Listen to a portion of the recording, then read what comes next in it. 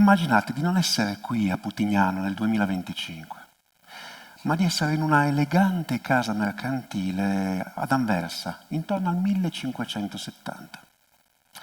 Siete infatti nella casa di un ricco mercante d'arte, Jögelling, e state per sedervi a tavola con lui e alcuni suoi commensali. Mentre vi sedete, vedete nella parete davanti a voi un quadro molto curioso, un paesaggio con molti dettagli, ed è questo qui. E adesso potete riaprire gli occhi e tornare a Putignano nel 2025. Lo riconoscete, questo quadro? È di Bruegel il Vecchio, nel 1523. E in questo quadro che cosa vedete? La Torre di Babele. Ve la ricordate la storia della Torre di Babele, la leggenda della Torre di Babele? Ce la racconta la Bibbia, che ci dice che la terra e gli esseri umani all'inizio avevano tutti lo stesso linguaggio, le stesse parole, ma poi, spostandosi da oriente e stabilendosi nella piana di Sennar, gli esseri umani vogliono costruire un edificio a forma di torre che arrivi fino al cielo e che arrivi fino a Dio. Ma a Dio questo atto di presunzione non piace. E che cosa fa? Per punire gli esseri umani, li condanna a non comprendersi più, all'incomunicabilità, e li disperde per il mondo. Secondo la Bibbia questo è il motivo per cui oggi parliamo così tante lingue diverse nel mondo, ma perché questo quadro ad Anversa nel 1570? Perché Jögelling, che è un collezionista d'arte, voleva utilizzare questo quadro e altri quadri di Bruegel, il ciclo dei mesi, per sollecitare le discussioni con i suoi commensali. E se il ciclo dei mesi, con la rappresentazione delle stagioni e delle primizie delle stagioni, doveva sollecitare lo stomaco, la pancia, questo quadro doveva sollecitare l'intelletto. Perché intorno a quel tavolo si trovavano le persone più importanti di Anversa, una città fiorente, tra le più fiorenti d'Europa, che aveva anche commerci oltre il vecchio continente. E queste persone, questi maggiorenti, avevano anche il dovere, la possibilità di discutere come mantenere la prosperità, la ricchezza di quella città nel mondo e il loro dominio sul mondo. Sì, ma perché allora questo quadro, mi direte voi? Perché questo motivo che è simbolo dell'incomunicabilità umana? Se ci fate caso, Bruegel il Vecchio ci racconta non tanto la dannazione, quella punizione di Dio rispetto agli esseri umani, al loro atto di superbia, ma la costruzione della torre, dell'edificio. E ci fa vedere come una comunità costruisca un edificio insieme ai suoi architetti, li vedete in basso a sinistra nel quadro, e come si dia un obiettivo comune. Allora sembra quasi che Bruegel voglia rovesciare l'esito di quel racconto biblico.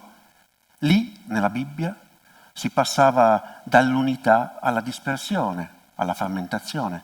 Qui si passa dalla molteplicità a un obiettivo comune, che è quello di una società che si apre al mondo, ai commerci, poliglotta. Ecco, questo è, lo vedete, un tentativo anche di costruire un percorso che è quello dell'Anversa del 1570, con la sua classe dirigente che si affaccia al mondo. Al netto anche delle necessarie forzature e analogie che si usano quando si fanno questi confronti, questo quadro in qualche modo evoca anche una dimensione legata al multilinguismo, alle lingue, al pre-Babele, all'unità, ma anche al dopo Babele. Ora, io non mi concentrerò sulla parte del pre-Babele, mi concentrerò invece nel tempo che ho a disposizione sul dopo Babele, anzi sul malgrado Babele, e cercherò di farlo con due domande. La prima: come abitare uno spazio articolato, sociale, complesso, multilingue, favorendo la necessaria coesione che ci permette di sfruttare appieno le potenzialità di quello spazio? E la seconda: nella Babele delle lingue e delle appartenenze, come riuscire a far sentire a casa tutte le persone in questo spazio linguistico che abitano? La risposta a questa prima domanda non può non tener conto delle teorie linguistiche che si stabiliscono tra il Settecento e l'Ottocento, le quali basano le gerarchie tra le lingue prima su un prestigio letterario e diplomatico e poi cercando invece di trovare delle gerarchie basate su un antenato comune, su quanto più sono vicine o no a un antenato comune, l'indoeuropeo. È un approccio questo che costruisce una visualizzazione come questa, ad albero, in cui le lingue mostrano, da un antenato, ramificazioni fonologiche, morfologiche, nel tempo e nello spazio. E quindi si cerca di raggruppare le lingue in famiglie, a seconda di alcune caratteristiche comuni. Solo che dire famiglie significa non solo dimostrare che ci sono delle caratteristiche con le quali si possono raggruppare le lingue in gruppi più o meno omogenei, ma vuole anche dire creare una tassonomia, una gerarchia tra queste lingue. E una gerarchia, tra l'altro, che possa far immaginare che le lingue possono essere ordinate in un percorso evolutivo, progressivo, e che alcune lingue forse funzionino meglio di altre perché sono allo sviluppo di questo percorso. Voi capirete che tutto questo discorso ha fatto sì che nell'Ottocento, con le lingue indoeuropee come culmine, si pensasse appunto che alcune lingue fossero migliori di altre, più prestigiose e anche più perfette di altre.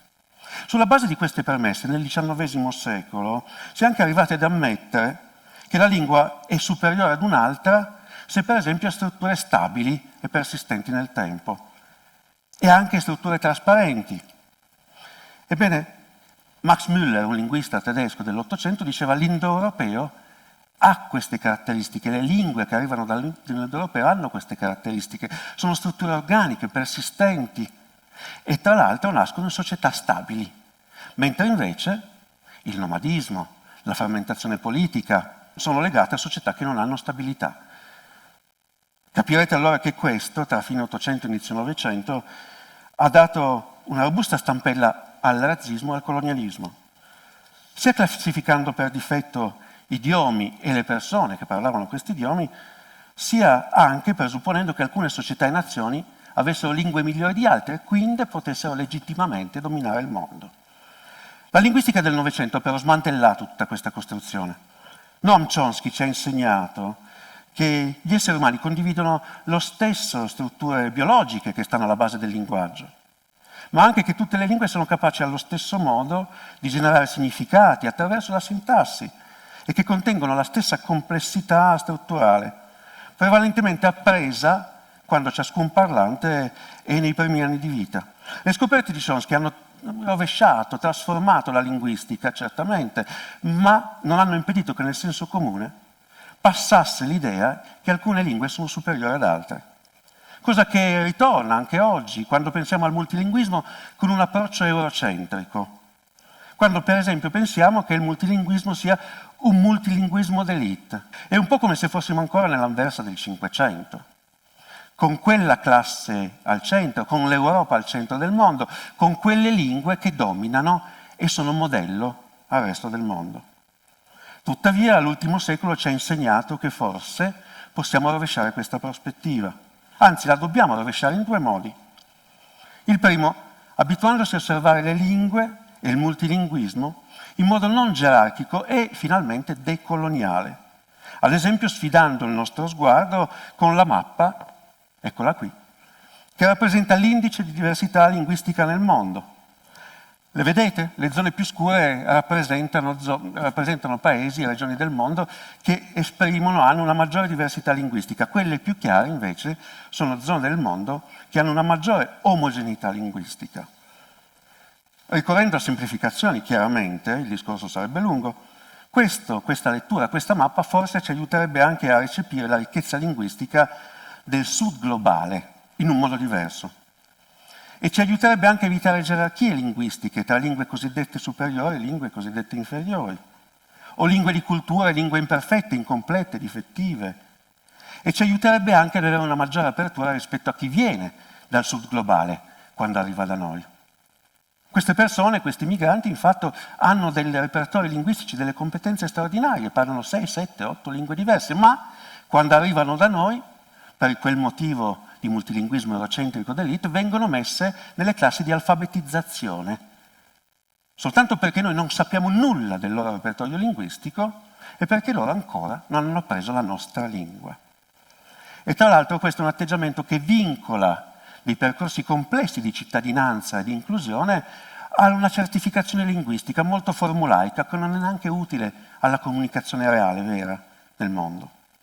Il secondo modo con cui possiamo rovesciare la prospettiva è riflettere in termini di ecologia di linguaggio, ovvero pensando che le 7.000 lingue parlate oggi nel mondo scompariranno presto, alla velocità di una ogni 40 giorni, o in modo violento, per assimilazione forzata, o in modo invece naturale, quando per esempio mancano i parlanti nativi. E questo comporterà non soltanto la perdita di diversità linguistica e culturale, ma anche l'incapacità di comprendere gli ecosistemi e di proteggerli meglio, evidentemente. È ancora Chomsky che ci dice che le strutture biologiche del linguaggio sono simili per tutti gli esseri umani, e che le lingue umane sono diverse solo per alcuni piccoli dettagli, pensate al lessico. Ma è anche vero che queste variazioni, queste differenze sono importanti e hanno incominciato a far parte del nostro modo di relazionarci con la realtà, del contesto sociale, storico, culturale in cui viviamo. E quindi, anche se la nostra percezione fisica della realtà è la stessa, il modo in cui la raccontiamo può essere diverso grazie a queste variazioni linguistiche. Vi faccio un esempio molto interessante, forse lo sapete. Gli Inuit, si dice, hanno 40 nomi per parlare della neve, per nominare la neve. Questo non vuol dire che percepiscono la neve in modo diverso da come la percepiamo noi, ma che in quel contesto hanno bisogno di nominarla in quel modo per poter gestire quell'ambiente e per poterlo dividere culturalmente. Insomma, la Babele che ci interessa non ci dice tanto chi siamo sul piano ontologico o gerarchico, ci dice piuttosto quando e dove siamo e il modo in cui comunichiamo in quel contesto in cui viviamo. E allora proviamo a rispondere anche alla seconda domanda, dopo aver cercato di rispondere alla prima. La seconda domanda ci dice come facciamo nella Babele delle lingue e delle appartenenze contestuali, appunto, a far sentire a casa tutte le persone nello spazio linguistico che abitano, riconoscendo che proprio grazie alle lingue possiamo far emergere anche bisogni e distanze extralinguistiche, e cioè illuminare le periferie, non solo geografiche o geopolitiche del mondo, come la mappa che vi ho mostrato prima faceva, ma anche le periferie esistenziali dei parlanti. Intanto nominandoli questi parlanti e nominandoli riconoscendone l'esistenza, che è un'esistenza storica, sociale, concreta, reale, fatta di corpi, di sogni, di immaginazioni, di aspirazioni, e non invece rimuovendoli dal discorso. Lo ripeto, l'ho già detto, la struttura della lingua non necessariamente riflette la struttura della società, ma il racconto, il consolidamento e anche la critica delle strutture sociali passa evidentemente anche dall'uso del linguaggio, dal modo in cui parliamo di noi, delle persone, delle cose che ci circondano.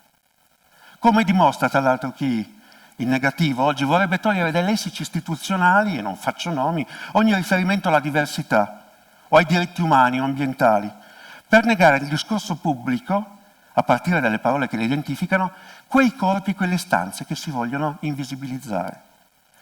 L'abbiamo detto, la materialità di queste persone non necessariamente dipende soltanto dai nomi. Esistiamo biologicamente, ma certo che senza un nome queste persone, queste istanze, rischiano di scomparire dal discorso pubblico, di diventare invisibili e quindi non più riconoscibili e riconosciute, e quindi prive del diritto di contare e di essere contate, anzi, prive dei diritti tout court. Lo capiamo quando, per esempio, vediamo, ve lo ricordate, lo sapete, l'abbiamo visto, i governi che si dicono anti-woke e il modo in cui vogliono togliere, per esempio, le persone LGBTQI+ dal discorso pubblico, attraverso la rimozione dei loro nomi o di alcuni discorsi. Ma penso anche alle metafore deumanizzanti che usiamo spesso per parlare di migrazioni e migranti. Pensateci, ondata, flusso, addirittura tsunami, riducendo esistenze eterogenee, fenomeni complessissimi come le migrazioni, a che cosa? a una massa indistinta, a una minaccia, a qualcosa da rimuovere, da espellere. E non facendoci invece vedere le storie, le persone dietro questi fenomeni e quindi impedendoci di empatizzare con queste storie, impedendoci di reclamare dei diritti per queste persone. E anche la negazione del nome, quella che riguarda, se ci pensate, le persone che nascono da famiglie che vengono da altri paesi. Le persone che noi chiamiamo figli di immigrati, di seconda generazione, nuovi italiani, che è un po' paradossale, no? Visto che poi non gli riconosciamo la cittadinanza. Ebbene, queste persone dicono: perché non usiamo invece nomi che ci appartengono di più, che parlano di più delle nostre esperienze transnazionali, che ci fanno vedere di più anche non le gerarchie imposte, ma la libertà di diventare qualcosa d'altro, di diverso. Per esempio persone con un background internazionale, o per esempio persone afrodiscendenti, o per esempio semplicemente usiamo i nomi di battesimo, senza possibilmente storpiarli, perché suona un po' strano, insomma. Nominarsi, insomma, riappropriarsi di un nome, non è solo un modo per dire io ci sono e sono questo, ma è anche un modo per affermare tu mi dovresti riconoscere per quello che io sono. E poi si possono far sentire a casa le persone, sempre per rispondere alla seconda domanda, in questo spazio linguistico condiviso, evitando di insultarle, deumanizzarle, discriminarle, renderle target di discorso d'odio, in ragione di una o più caratteristiche loro, l'etnia, l'età, il sesso, il genere, l'abilità, e non invece normalizzando e istituzionalizzando l'incitamento all'odio, come vediamo tutti i giorni. Vi faccio 3 esempi. Quando per esempio una professionista viene in qualche modo assaltata, aggredita, odiata perché donna, o quando per esempio una persona viene marginalizzata, razzializzata perché nera, o quando ancora usiamo stereotipi antisemiti, islamofobici per cercare di trovare un gruppo target contro il quale sfogare la rabbia e il rancore della società. Anche se è vero che è difficile da definire il discorso d'odio, intendiamoci, perché colpisce molti soggetti, li colpisce in modo diverso, con espressioni e modalità diverse fra di loro, ed è quindi difficile da disciplinare, da contrastare. Tuttavia sappiamo benissimo di che cosa si tratta.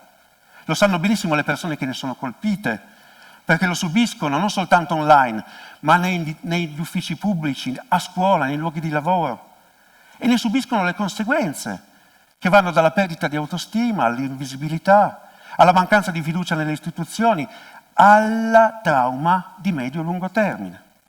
Non è un facile per queste persone sentirsi a casa in uno spazio linguistico dove sono soggette sempre ad essere aggredite, all'assalto, all'incitamento all'odio, quando sono sempre un bersaglio, quando la loro voce non soltanto non viene presa in considerazione, ma anche negata, ostracizzata, soffocata. E non è facile neanche per noi, per tutti gli altri, per la società, essere a casa in un posto del genere. Perché non si tratta soltanto di pretendere uno stile, un approccio meno escludente rispetto a queste persone, meno ostile verso qualcuno in particolare. No, non è un problema che riguarda solo qualcuno. Perché bisogna riconoscere che la libertà di espressione non è libertà di offesa. Che per convivere, come in tutte le case, dovrebbero esserci delle regole minime per tutti.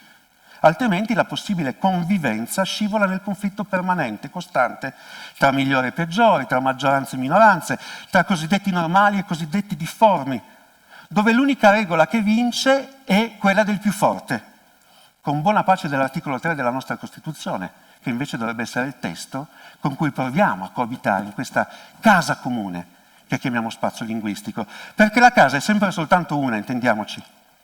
A meno che non la vogliamo murare le stanze, dividere gli spazi, rendere incomunicanti gli spazi della casa, istituire il fondamento stesso del convivere in quello spazio, in quella casa. Perché poi quello che vorrei che vi portaste, o voi adesso fuori da questo teatro, di tutta la storia di Babele, non è tanto l'idea della dannazione, della frammentazione, della divisione, la pena, quanto invece il tentativo di costruire qualcosa insieme, interrogandosi sulle sfide di un mondo plurale e anche sui rischi, evidentemente, ma costruendo un progetto dagli esiti e dai confini aperti. Non di conquista, di sopraffazione, di negazione dell'altro, ma di accoglienza, di ascolto e di convivenza. Grazie.